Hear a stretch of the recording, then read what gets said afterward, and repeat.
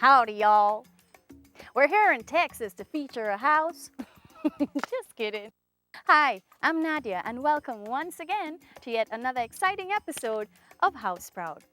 Today we're in the hills of St. Andrew, and this particular location, well, this house is a little bit rustic, actually a lot rustic.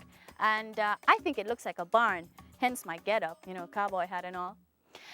This particular gentleman who actually built this house, designed the house, he has had over 20 years experience and currently works with UTech. So without further ado, let's welcome the gentleman of the barn house, Mr. David Harrison.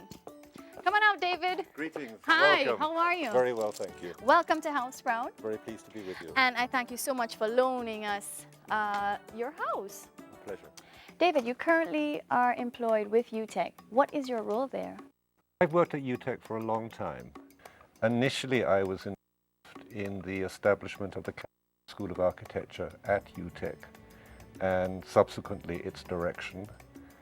And up to recently, I have been the Dean of the Faculty of the Built Environment, which incorporates the Caribbean School of Architecture and the School of Building and Land Management.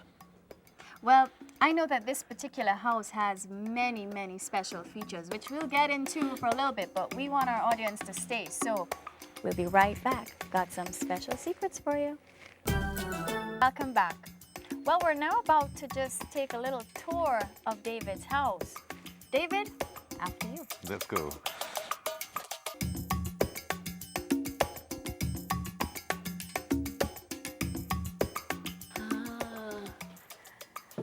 This is the barn. So David, this is your living room. The veranda.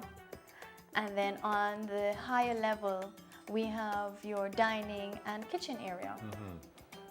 Very simple, very effective space. You don't feel cluttered by any means. And it is just a simple 2-bedroom, 1-bath, but you don't feel that when you're in here.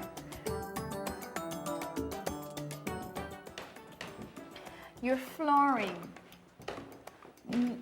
no tiles. I mean, is that because of the type of house it is, the type of rustic look that you try to get, why you just use the simple concrete and stained it?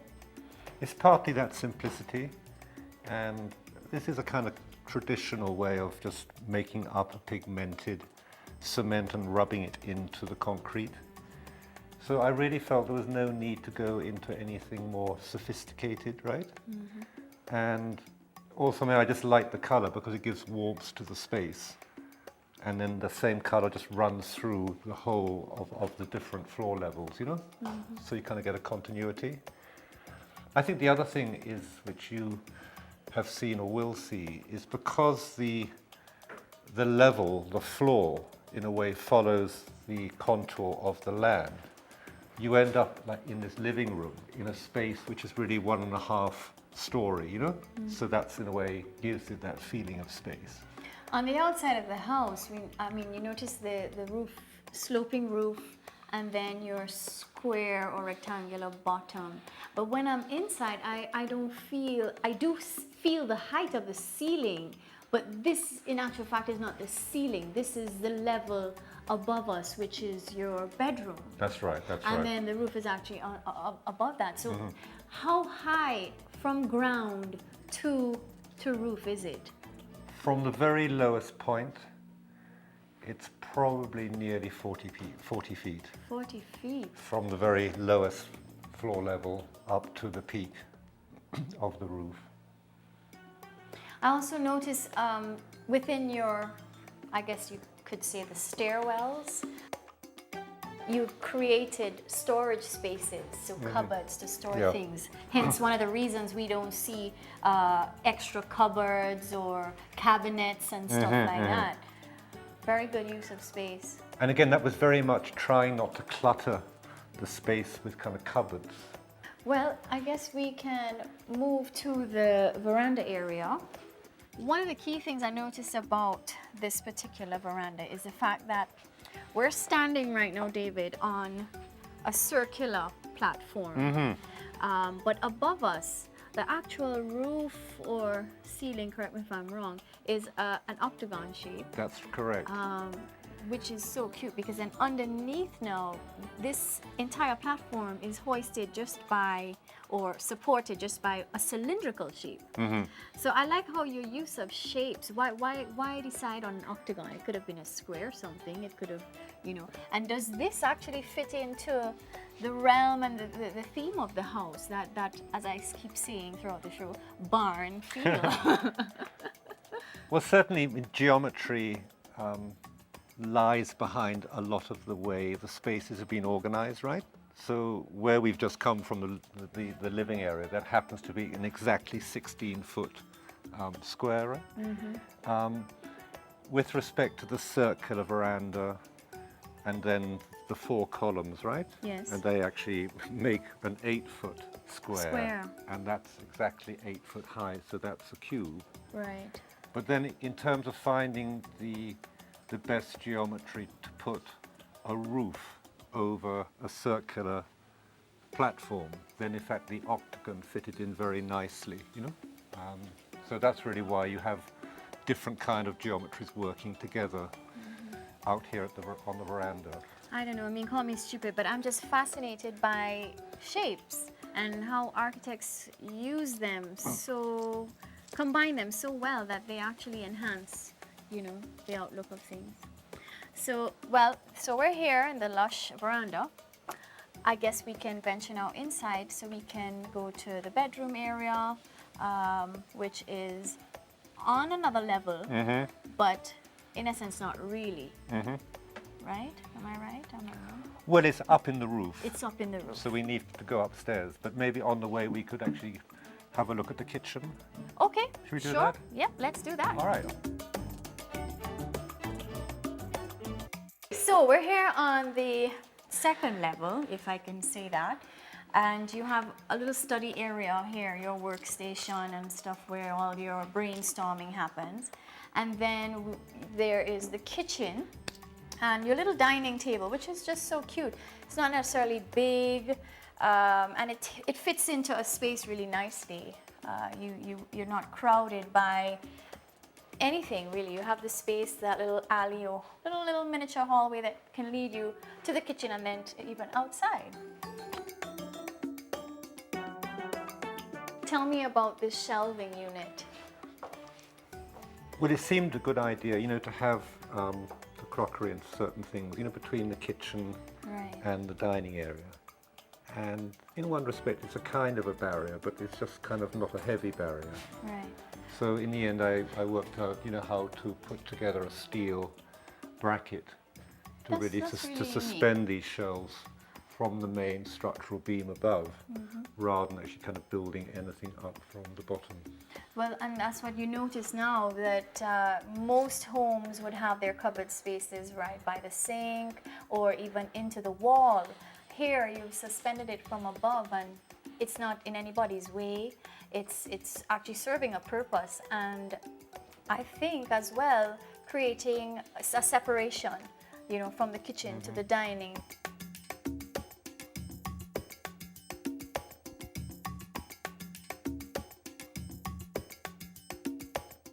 Well, David, I guess we could now venture to your sleeping area. Just can't wait to see what's going up there in the rooftop. Sloping land, staircases, whoo! Oh, awesome.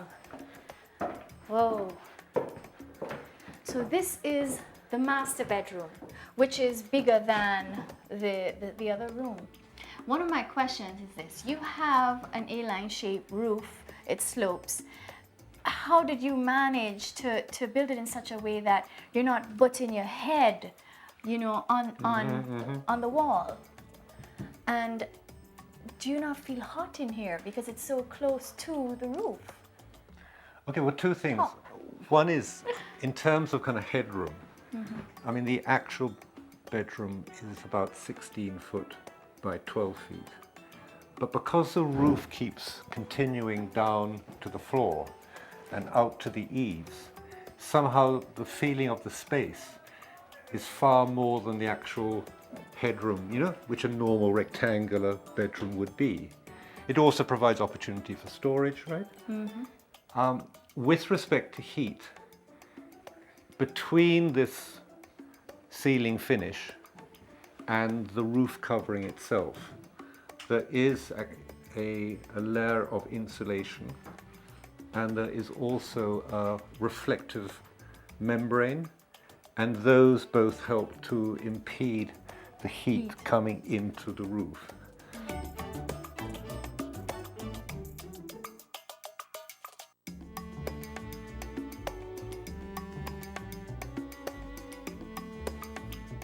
So we're on our way into the other little bedroom, and it's quite cozy in here.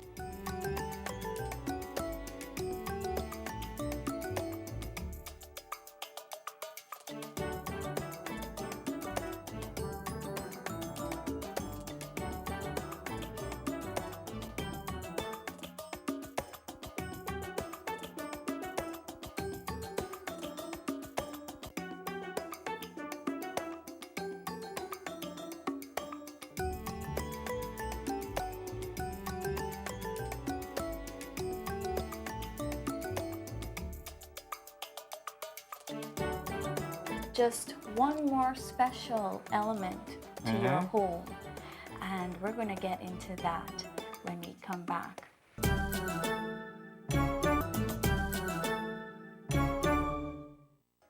Hi, welcome back. With me is Mr. David Harrison, and we're here in his barn home.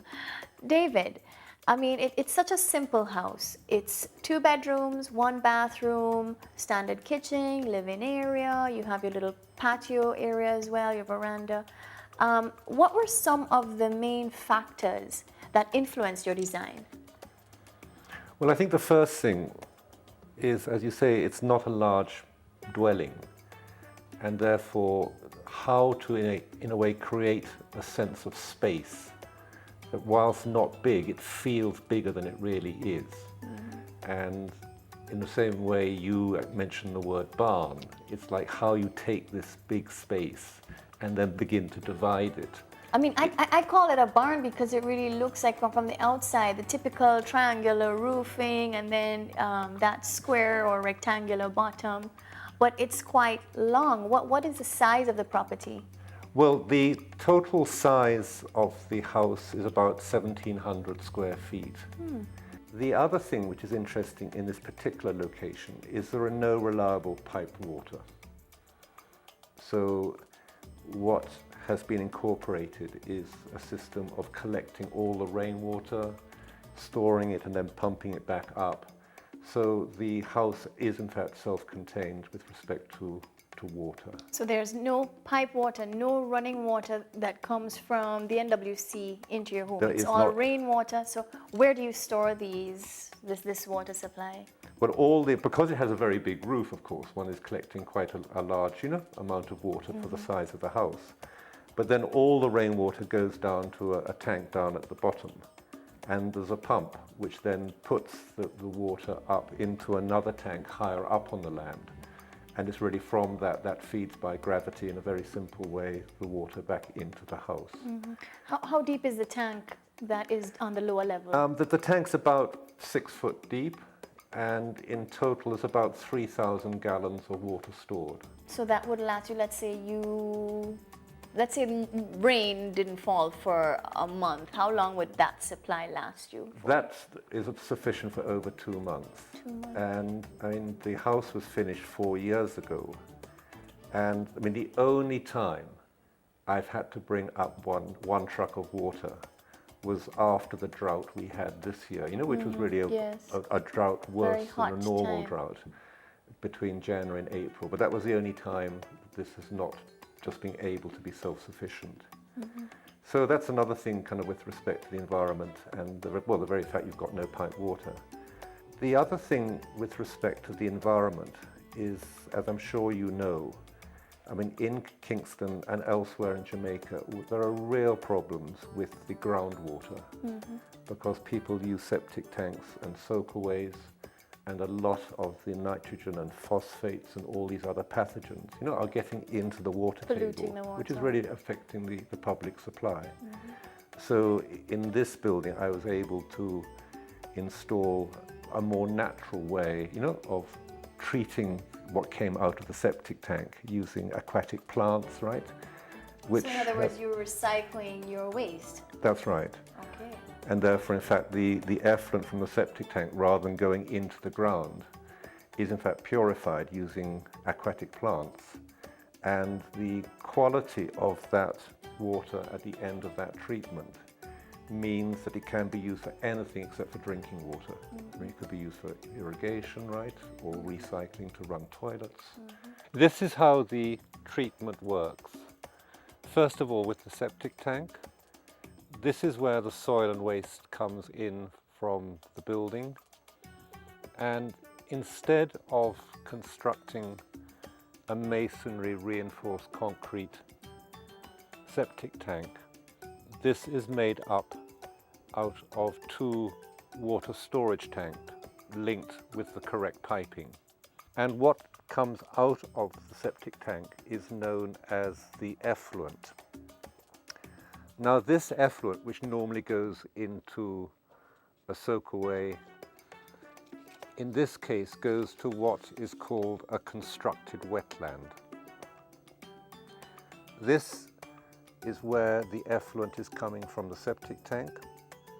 And a constructed wetland is already a very, very shallow bed filled with water and some inert material which really holds the aquatic plants.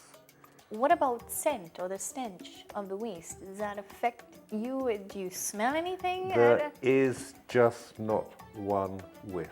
Whoa. The plants do all the work. Well, David, we do still have to go and walk the property, so stay tuned. We'll be right back after this short break.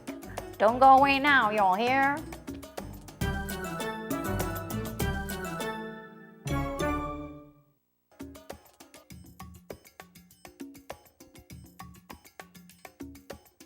Welcome back.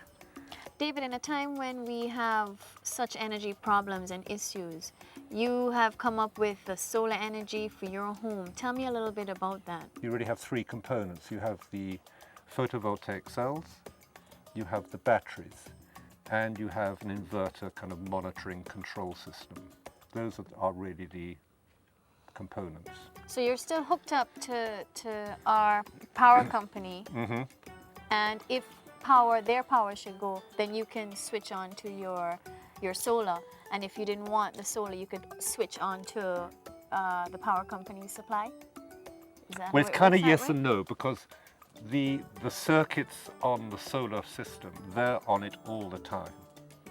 But if, for instance, you have a particularly very long cloudy period, and the batteries therefore don't really have the juice to supply those circuits, then just with one switch you can temporarily put those circuits back on the JPS.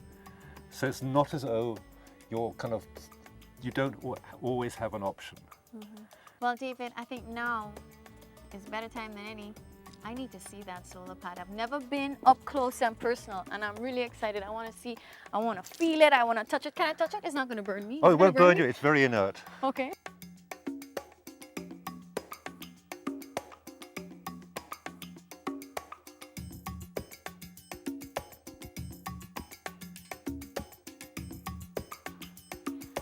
Lord, I feel like I'm climbing Mount Everest. Just about close enough to Mount Everest. Whoa. You're putting me to shame on TV. Woo.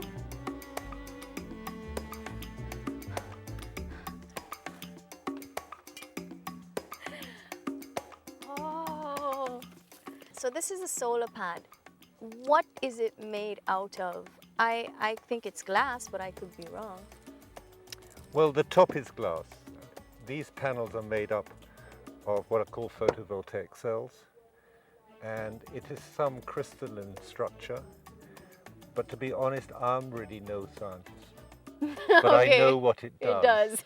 Others really know what's going on inside. David, you've brought us into your home and you've taught us about gravity feed tanks, septic tanks, solar energy, and so much more. What tips do you have for someone who wants to venture into constructing a home just as you have and maybe putting in some of the elements that you have? I think the first one is to work with the land rather than against the land. It's not just better for the land, but it's more likely you're going to get a better house. I think also it needs to be widened to really work with the environment and for the environment. In cases like this, as well as to ensure your building is like resilient to hurricanes and earthquakes and other natural, events, to take qualified advice. And finally, I think to make architecture, to have ideas which might be doing things not in the conventional manner, need not cost any more money. David, it's been such a wonderful experience. Thank you so much for bringing me into your home. I've learned so much today. God, you're just such a brainer. Well, you've been very, very welcome, right? To share this with you as well as your audience. Thank you so much. Well, that's it. Another episode wrapped up. I gotta go, I'm sorry. But I'll be back next week. And maybe we'll be, I don't know yet. May God bless your home. This is Nadia saying bye from House Proud.